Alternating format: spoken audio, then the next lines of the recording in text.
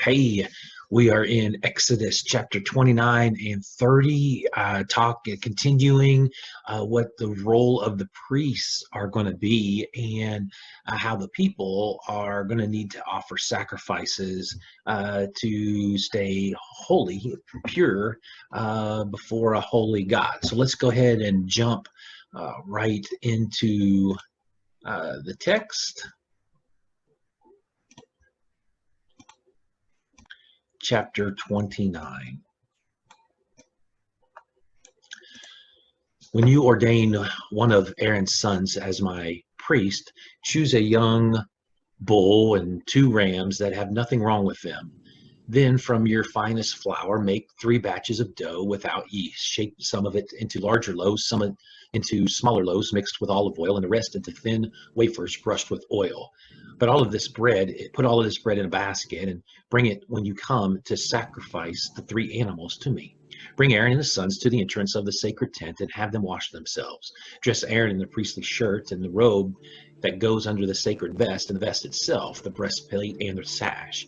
Put on his turban with its narrow strip of engraved gold, and then ordain him by pouring olive oil on his head. Next, dress Aaron's sons in their special shirts and caps and their sashes, and then ordain them, because they and their descendants will always be priests.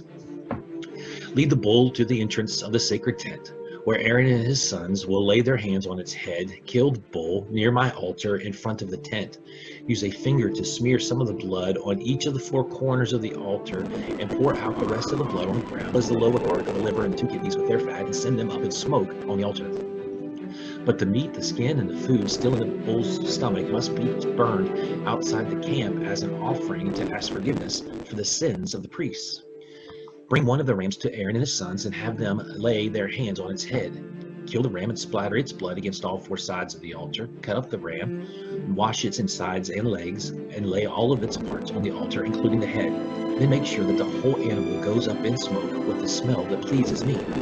Bring the other ram to Aaron and his sons and have them lay their hands on its head. Kill the ram and place some of its blood on Aaron's right earlobe, his right thumb, and the big toe of his right foot. Do the same for each of his sons, and splatter the rest of the blood against the 4 sides of the altar. Then sprinkle it on Aaron and his clothes, and also on his sons and their clothes. And this will show that they and their clothes have been dedicated to me. This ram is part of the ordination service, so remove its right hind leg, its fat tail, and the fat of its insides, as well as the lower part of the liver and the 2 kidneys with their fat. Take 1 loaf of each kind of bread from the basket and put this bread together with the meat into the hands of Aaron and his sons, and they will lift it all up to show that it is dedicated to me. After this, the meat and bread are to be placed on the altar and sent up in smoke with a smell that pleases me. You may eat the choice ribs from the second ram, but you must first lift them up to show that this meat is dedicated to me. In the future, when anyone from Israel offers the ribs of a hind leg of a ram, either to ordain a priest or to ask for my blessing, the meat belongs to me, but it may be eaten by the priest. This law will never change. After Aaron's death, his priest who succeeds him as high priest, and these clothes must be worn during the 7-day ceremony of ordination. Boil the meat of the ordination ram in a sacred place, and then have Aaron and his sons eat it together with the 3 kinds of bread at the entrance of the sacred tent. At their ordination, a ceremony of forgiveness was performed for them with this sacred food, and they have the right to eat it. If any of the sacred food is left until morning, it must be burned up. Repeat this ordination ceremony for Aaron and his sons 7 days in a row, just as I have instructed you. Each day you must offer a bull as a sacrifice for sin, and as a way of purifying the altar.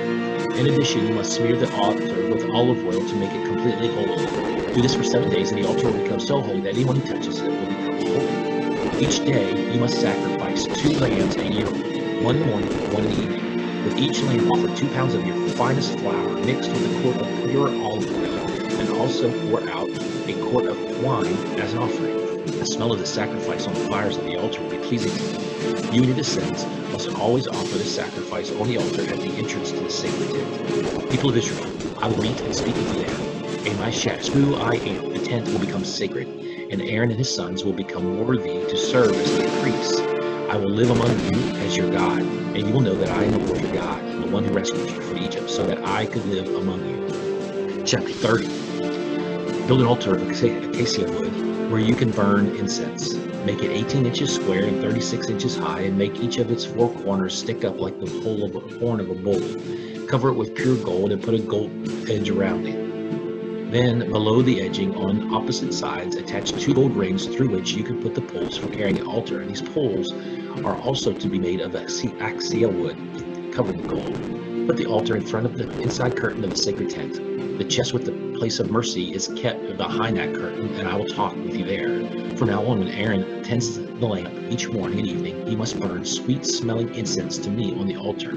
Burn only the proper incense on the altar and never use it for grain sacrifices or animal sacrifices or drink offerings. Once a year, Aaron must purify the altar by smearing on its 4 corners the blood of an animal sacrificed for sin. And this practice must always be followed. The altar is sacred because it is dedicated to me. The Lord said to Moses, "Find out how many grown men there are in Israel and require each of them to pay me to keep him safe from danger while you are counting them. Each man over 19, whether rich or poor, must pay me the same amount of money, weighed accordingly to the official standards. This money is to be used for the upkeep of the sacred tent, and because of it, I will never forget my people."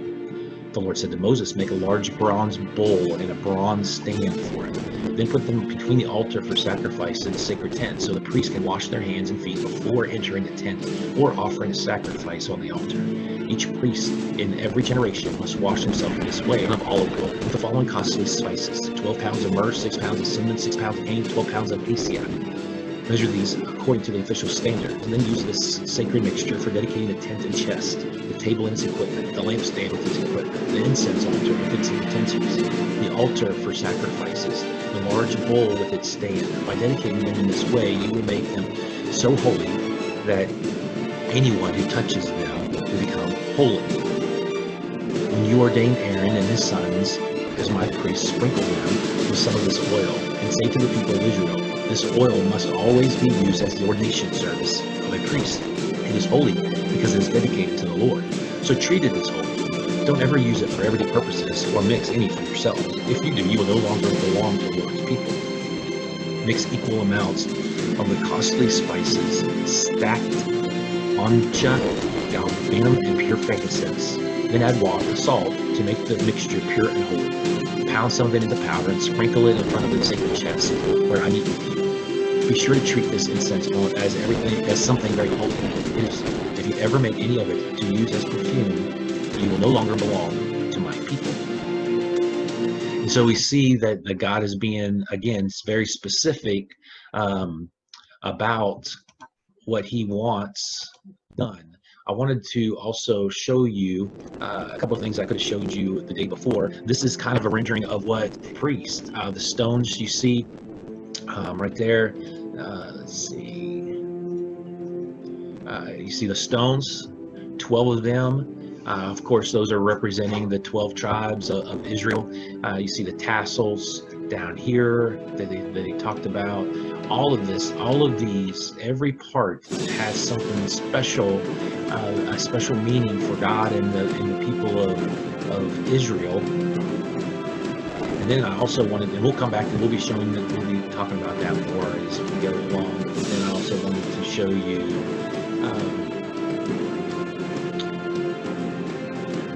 okay, so this is a more close-up rendering of what is taking place and what they are doing. Here you see the altar where the sacrifices will take place. The opening to the tent is right here. The bronze that we talked about today, the bronze cup bowl. And then here is the tent where Aaron would meet with God. And what we find is that this is where the Ark of the Covenant is going to be located at, inside of that, with 2 angels, the cherubim. We'll show you pictures of that when we get to that.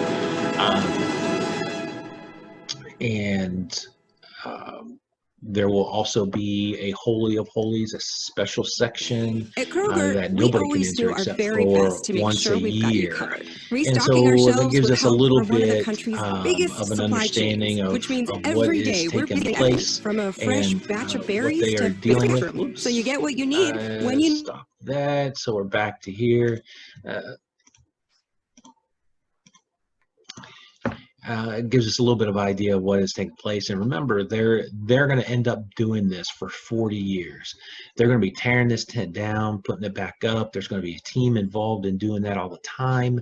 Aaron and his priests are going to be busy, but everybody's going to have a job to do, and it's going to be a big team effort. But the people aren't going to be happy for very long. So, hope you enjoyed that. Have a great day.